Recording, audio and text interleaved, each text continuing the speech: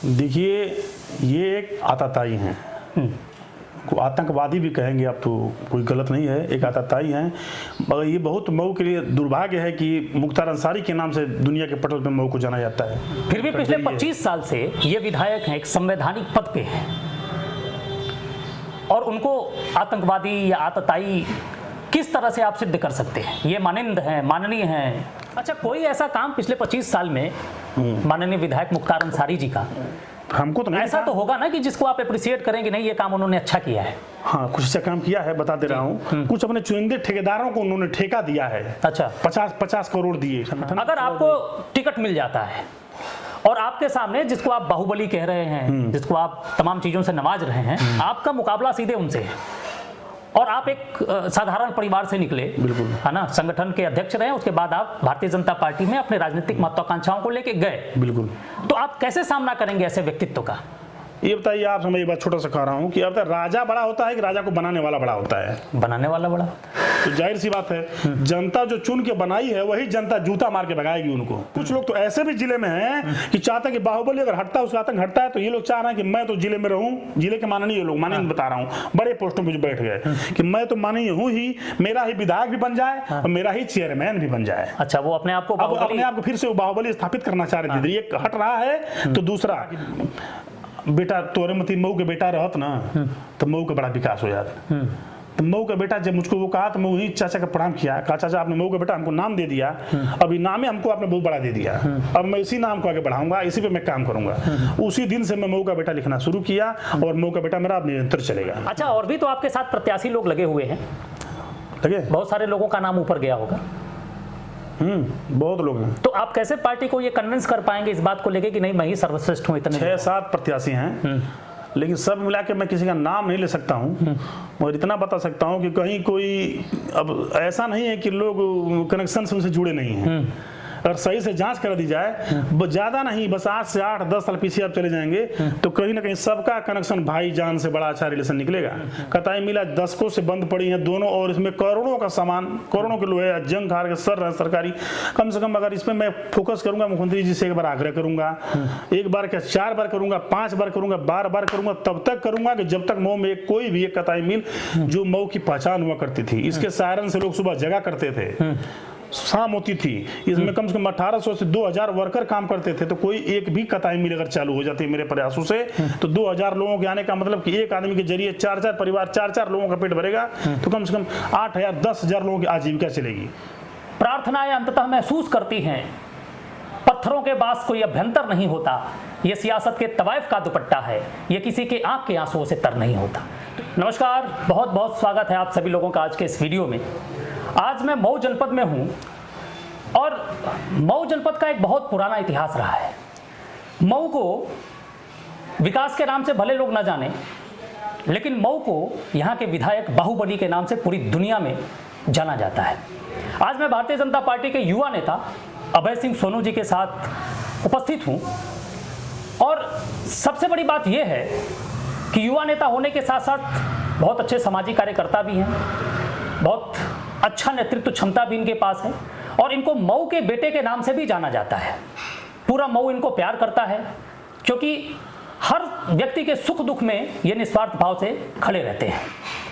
सबसे मजे की बात यह है कि इस बार के विधानसभा चुनाव में भारतीय जनता पार्टी के मऊ सदर विधानसभा सीट के ये प्रबल दावेदार हैं और इनका सामना मऊ के मुख्तार अंसारी यानी कि बाहुबली से है। नमस्कार, बहुत बहुत स्वागत है आपका। जी नमस्कार, आपका भी स्वागत है मऊ में। मुख्तार अंसारी मऊ के विधायक होने के साथ साथ आपकी नज़र में और क्या है? देखिए, ये एक आताताई हैं, को आतंकवादी भी कहेंगे आप तो कोई गलत नहीं है, एक आताताई हैं। मगर ये बहुत मऊ के लिए दुर्भाग्य है कि मुख्तार अंसारी के नाम से दुनिया के पटल पे मऊ को जाना जाता है। एक मुख्तार अंसारी बाहुबली के नाम पे, गुंडे माफिया के नाम पे, ये माफिया, ये गुंडे, ये आताताई हैं। इनकी बातें हम नहीं करना चाहते हैं, लेकिन अब आपने पूछ लिया तो बता दिया हमने कि भाई। फिर भी पिछले 25 साल से ये विधायक हैं, एक संवैधानिक पद पे हैं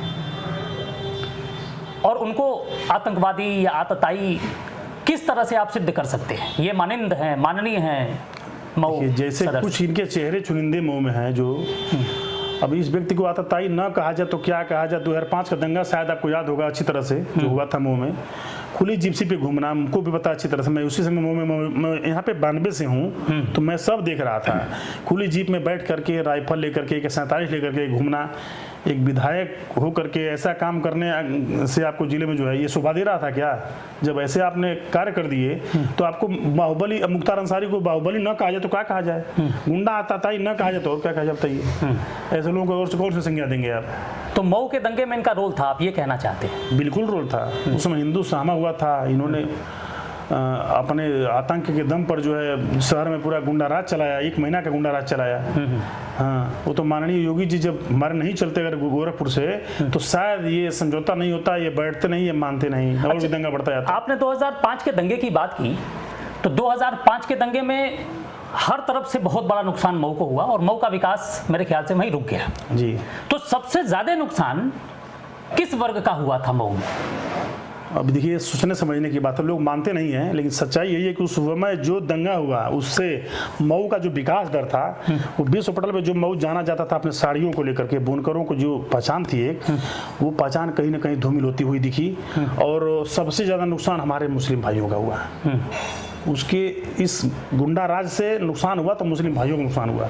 मऊ जो जाना जाता था विश्व पटल पे, आज वहाँ से धूमिल हो चुका है। मऊ की साड़ियाँ कोई लेना नहीं चाहता है, मार्केट ठप है, आपका व्यवसाय धीरे धीरे खत्म हो गया मऊ का।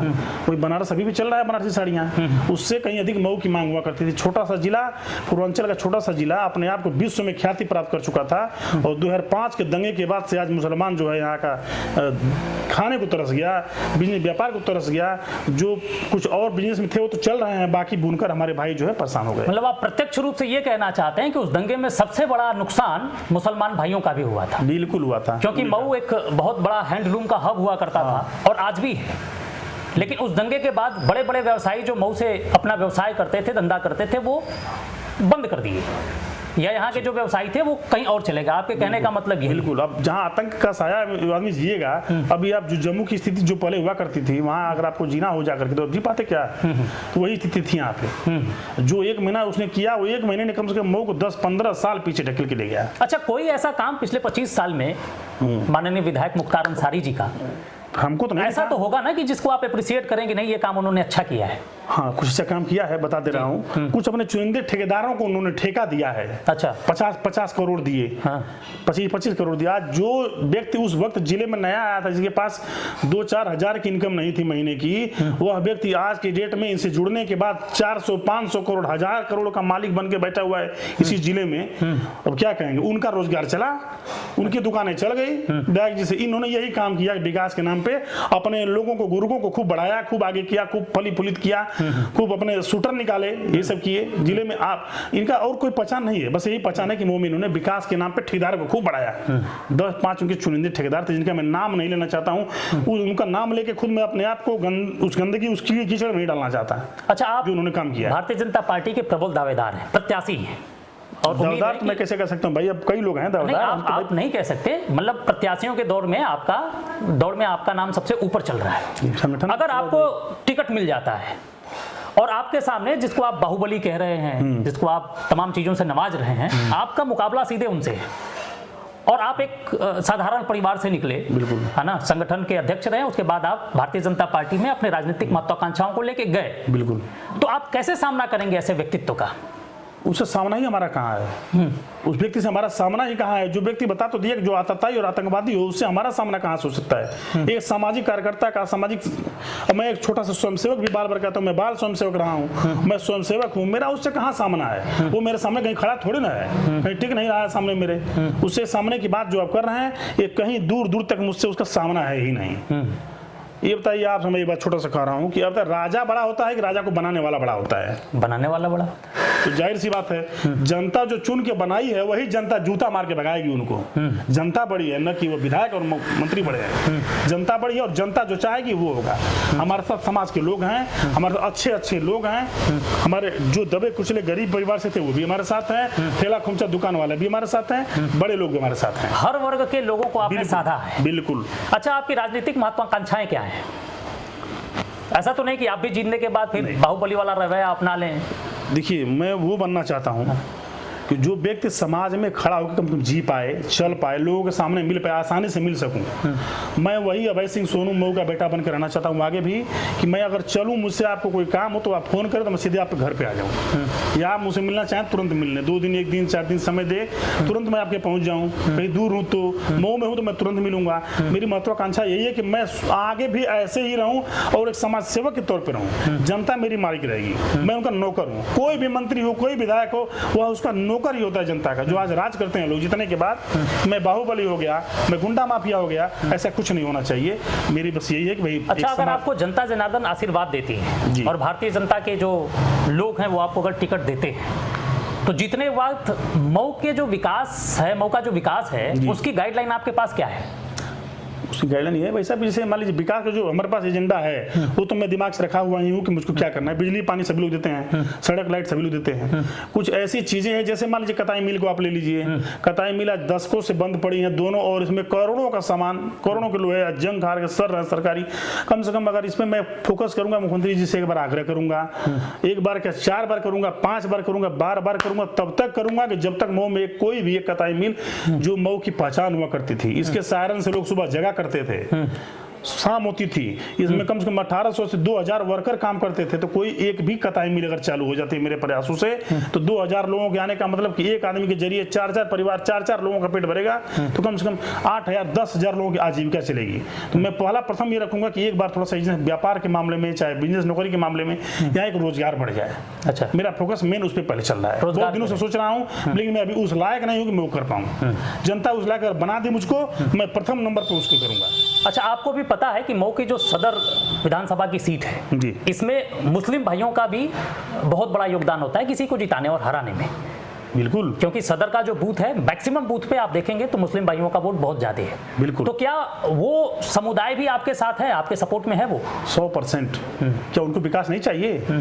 ये विकास उनको भी तो चाहिए। अगर हमारा विकास होता है जिले का, तो जिले से बाहर तो है नहीं, तो जिले में जो है सबको एक एक बेद के विकास मिलेगा, और मिल ही रहा है। भाजपा सरकार में जो मिल रहा है, आदरणीय मुख्यमंत्री जी हैं, चाहे हमारे माननीय मोदी जी हैं, जो इन्होंने चलाया है मुहिम, जो भी चल रही है आज की डेट में। आज देखिए दीपावली तो सबको अनाज फ्री मिल रहा था, कोरोना काल जो बंदी थी तो उसमें सरकार ने इतना दिमाग लगाया कि भाई सबको हमको देना है, घर घर तक राशन पहुंचाया। तो मैं उसको इस मानूंगा कि विकास होगा तो सबका विकास होगा, वो हमसे अछूते नहीं है। तुष्टिकरण की राजनीति मैं नहीं कर सकता, वो हमारे अपने हैं, मैं उनका अपना हूँ, और मुझको वो अपना मान के विधायक बना रहे हैं, तो मैं भी उनको अपने जनता मान के चल रहा हूँ। सीधी सी बात है, विकास सबका होगा। अच्छा, आपको नहीं लगता कि मुसलमान है जो भारतीय जनता पार्टी से बहुत खफा रहते हैं, उसके बाद भी इतना विश्वास है आपको कि मऊ के मुस्लिम लोग आपको सपोर्ट करेंगे?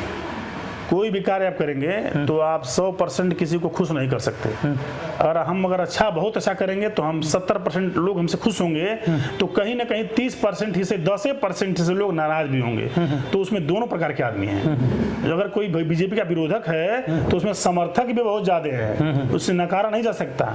वो जो मुस्लिम समाज की आप बात कर रहे हैं, विरोध के साथ साथ उसमें से उनके से कहीं अधिक दोगुनी संख्या में हमारे समर्थक हैं बीजेपी के।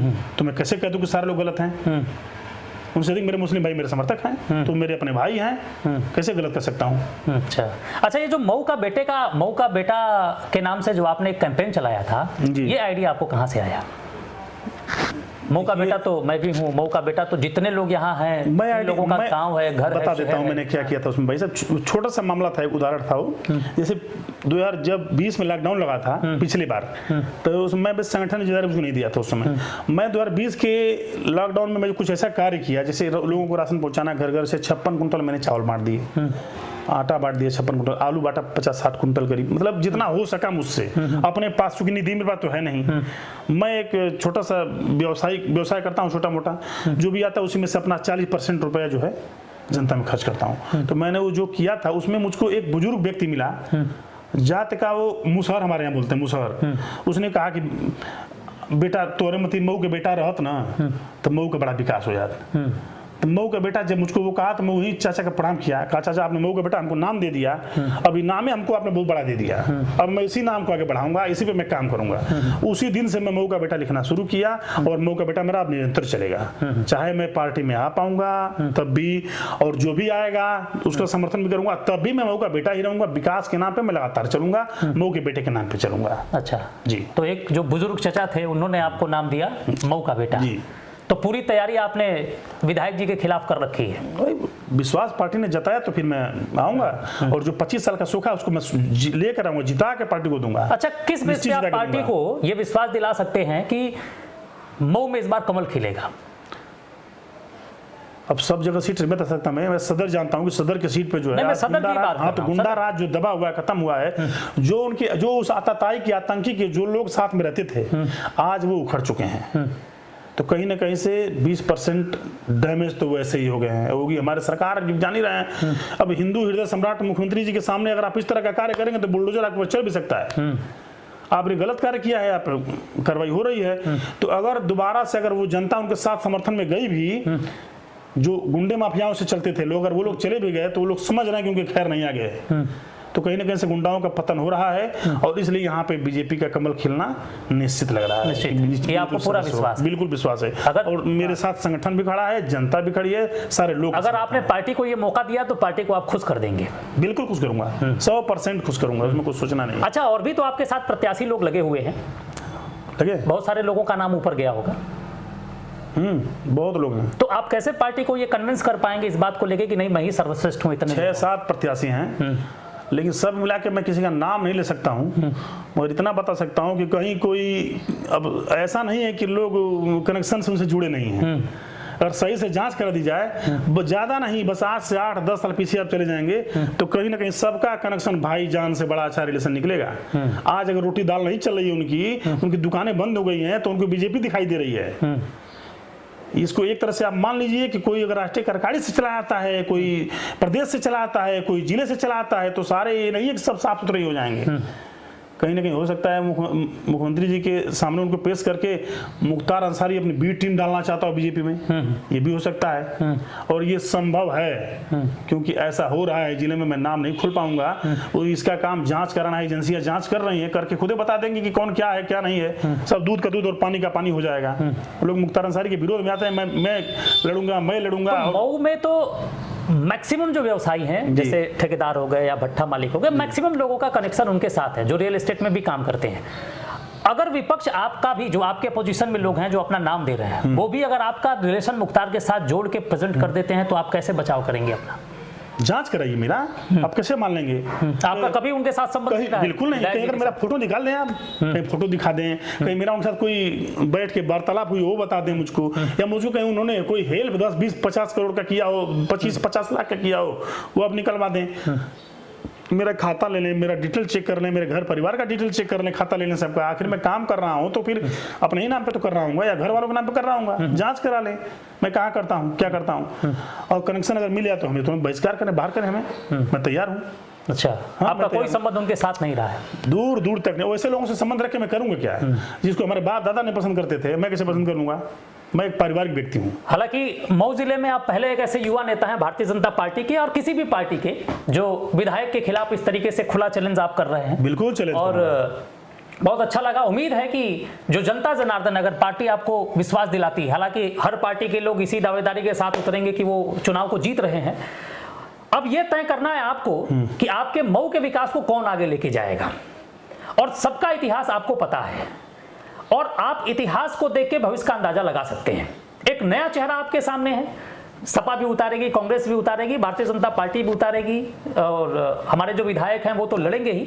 अब ये आपको निष्पक्ष तौर पे निर्णय लेना है कि मऊ के विकास को कौन आगे लेके जाएगा।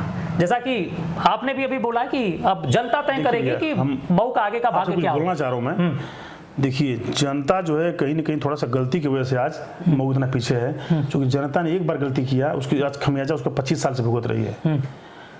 एक बार गलती का खमियाजा 25 साल से भुगत रही है, जो कलंक मुंह पे लगा हुआ है। और मैं नहीं चाहता कि ऐसे लोग पार्टी जिस पे विश्वास जताए कि वो आएगा, हम लोग सम्मान करेंगे, उसमें दिक्कत नहीं होगी कोई। जहां जो भी आएगा मैं आऊंगा तो ठीक, नहीं कोई आएगा तो मैं वहां समर्थन करूंगा ही अपने पार्टी का। क्योंकि भाई हमारे लिए बीजेपी माँ बाप के समान है। संगठन में जब तक था मेरे लिए माँ बाप, मैं संगठन, संघ और बीजेपी से मैं अलग नहीं हूँ। विचारधारा मेरी वही है, जो रही है शुरू से वही अब आगे भी रहेगी। रही बात चुनाव की, तो कुछ लोग सिर्फ 4.5 साल सोते हैं, ये आप देख रहे हैं सब चीज। आप वो 4.5 साल सुकुड़ता की बाहें जो है यहाँ तक चढ़ा के चलते हैं लोग, हाँ 10-20 गनर ले लेंगे, कोई भी उसे मिल नहीं सकता है। अच्छा, ये चढ़ा के चलना गलत होता है क्या? नहीं, तो मैं भी आप उतार दूं? आप सुनिए भैया, कुछ अच्छा। लोग इतना किलिच मार के चलते हैं ना, अच्छा। जनता में जाएंगे तो आपको जमीन पे भी बैठना पड़ेगा। हाँ।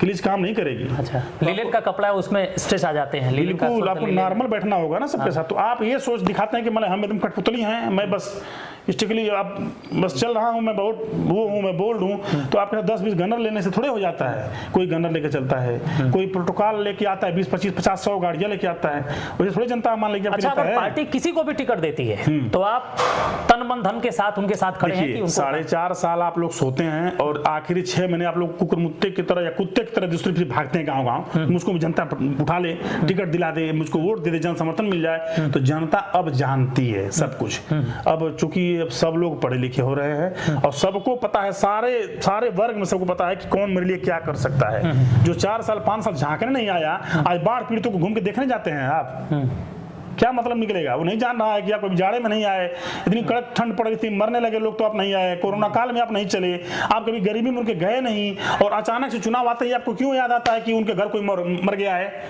उनके गांव में बाढ़ आ गई है, उनके यहाँ खाने की दिक्कत है, आपको आज कैसे याद आ गया?